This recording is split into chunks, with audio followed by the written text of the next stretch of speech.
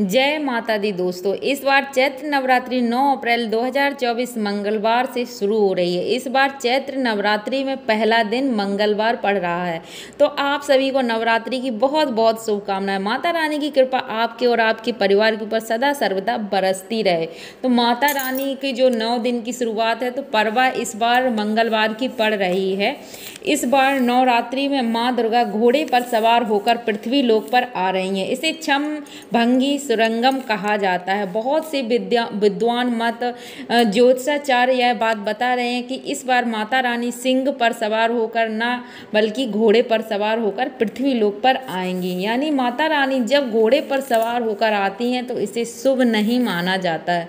ज्योतिष शास्त्र के अनुसार देवी जब घोड़े पर सवार होकर आती हैं तो समाज और राजनीति में बहुत उथल पुथल होती है। मान्यताओं के अनुसार अगर चैत्र नवरात्रि में माता दुर्गा घोड़े पर सवार होकर न आए, इसके बजाय हाथी पर सवार होकर आती हैं, तो मान्यता है इसे बहुत ही शुभ कल्याणकारी माना जाता है। जीवन सुखमय हो जाता है। भक्ति का भरपूर लाभ भक्तजनों को मिलता है। दिल में सुकून मिलता है। माता रानी का आशीर्वाद भरपूर भक्तजनों को प्राप्त होता है।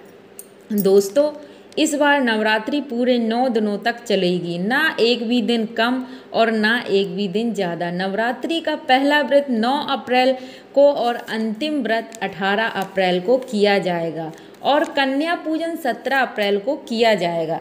नवरात्रि के 9 दिन माता के अलग अलग स्वरूपों की पूजा करी जाती है। अलग अलग भोग, अलग अलग फूल माता को अर्पित किए जाते हैं। लेकिन क्या आप जानते हैं, कुछ ऐसी वस्तुएं हैं जिन्हें नवरात्रि के दौरान भूलकर माता रानी को अर्पित नहीं करनी चाहिए। अगर इन वस्तुओं को आप गलती से भी माता रानी को अर्पित कर देते हैं तो आप अपने व्रत और अपने पूजन का पूर्ण लाभ नहीं ले पाते हैं। इसलिए माता रानी को प्रसन्न करने के लिए आपको यह जानना अति आवश्यक है कि ऐसी कौन सी वस्तुएं हैं जो माता रानी के पूजन में लेनी चाहिए और कौन सी ऐसी वस्तुएं हैं जो पूजन में नहीं लेनी चाहिए।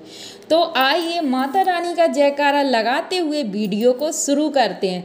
तो प्रेम से बोलिए जय माता की। सबसे पहली बात, जो सुहागिन महिलाएं हैं तो उनको 9 दिन भूल कर भी सफ़ेद वस्त्र धारण नहीं करने हैं। पहले के समय में तो जो सुहागिन महिलाएं होती थी तो वो सफ़ेद वस्त्र भूल कर भी नहीं पहनती थी, लेकिन आजकल के समय में ये सब बातें कोई नहीं मानता है। लेकिन आप 9 दिन तक तो कम से कम इन बातों को मान ही सकते हैं। माता रानी धरती पर आई हैं, पधार रही हैं, तो हमें उनके सम्मान में कुछ नियमों का पालन जरूर से करना चाहिए। आपको एक बात बता दें कि पूजा के दौरान भी हमें काले वस्त्र भी बिल्कुल भूल से भी नहीं पहनने चाहिए। इन वस्त्रों को पहनने से हमारा जो पूजा है, व्रत है, वो खंडित हो जाती है। माता रानी की चौकी अगर आपने बनाई है, माता रानी का पाटा आपने सजाया है, कलश की स्थापना करी है, तो जो पाटा या चौकी आपने लगाया है तो उसके ऊपर कागज बिल्कुल भी ना लगाएं। बहुत से लोग माता की चौकी है उसके ऊपर कागज वगैरह से माता की चौकी को सजाते हैं। तो माता की चौकी पर हमेशा लाल रंग का वस्त्र ही, कपड़ा ही बिछाएं। जो माता को लाल रंग का वस्त्र अति प्रिय होता है। आपने नवरात्रि का व्रत धारण किया है तो बिस्तर पर भूल से भी ना सोएं, क्योंकि माता रानी आपके घर में, आपके मंदिर में विराजमान है। ऐसे में अगर आप बिस्तर पर सोते हैं तो इससे आपको पूर्ण फल का लाभ नहीं मिलता है। मंदिर में ही, जहां आपने माता की चौकी लगाई है या जहां आपका मंदिर है, जहां माता रानी विराजमान है, आपके घर के भगवान विराजमान है, उन्हीं के सामने आपको अपने बिस्तर लगाकर रात्रि में शयन करना है।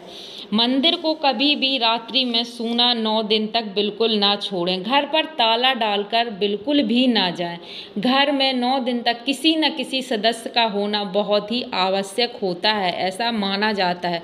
नवरात्रि में व्रतधारी को जूता चप्पल भी नहीं पहनने चाहिए, ऐसा भी नियम है। व्रतधारी को आलू जरूर से सेवन करने चाहिए, जिससे शरीर में ऊर्जा बनी रहती है। व्रत में लाल मिर्च का सेवन निषेध है। व्रतधारी को लाल मिर्च नहीं खानी चाहिए, इसकी जगह काली मिर्च का सेवन व्रतधारी को करना चाहिए। क्योंकि जब हम व्रत रहते हैं तो हमारे पेट में कुछ नहीं होता है। ऐसे में ज़्यादा तीखा खट्टा खाना हमारे स्वास्थ्य के लिए ठीक नहीं होता है। मसालों की बात करें तो हल्दी, सूखी मिर्च, गरम मसाला इत्यादि मसाले हमें नहीं खाना चाहिए। इसके जगह पर हरी धनिया, हरी लाल मिर्च का सेवन आप कर सकते हैं, नींबू का सेवन कर सकते हैं। लेकिन नवरात्रि में जो शुक्रवार का दिन पड़ता है तो उस दिन खटाई भूल से भी ना खाएं, क्योंकि माता जो संतोषी माता का दिन होता है शुक्रवार, तो इस दिन नींबू का सेवन आप ना करें। प्याज लहसुन को तो 9 दिन रसोई में लाना भी वर्जित होता है, बिल्कुल भी रखना नहीं चाहिए। आप अपने मन से ही सोचिए, माता रानी धरती पर आई हैं, ऐसे में अगर हम अपने घर में हमने माता रानी को विराजमान किया, ऐसे में हम प्याज लहसुन भूल से भी घर में लाते हैं या बनाते हैं तो उससे माता रानी को हम क्रोधित ही करते हैं। तभी नवरात्रि में कहा जाता है कि सीताफल का खाना बहुत ही शुभ माना जाता है। नवरात्रि के दिनों में सीताफल जरूर से खाना चाहिए। प्याज लहसुन इत्यादि, ये तो सभी को ये नियम पता है कि प्याज लहसुन नहीं खाना चाहिए। अगर आप व्रत हैं तब भी, व्रत नहीं है तब भी, कलश की स्थापना करी है या नहीं करी है, तो ये एक साधारण सा नियम कम से कम 9 दिन तक हम अपने जीवन में अपना सकते हैं कि हमें प्याज, पहले के समय में तो 9 दिन तक घर में सब्जी भी नहीं बनाई जाती थी। कोई भी मतलब घर में छौंका वगैरह सब्जी नहीं, तला भुना बिल्कुल भी नहीं खाते थे। और व्रतधारी को तेल का सेवन तो भूल से भी नहीं करना चाहिए।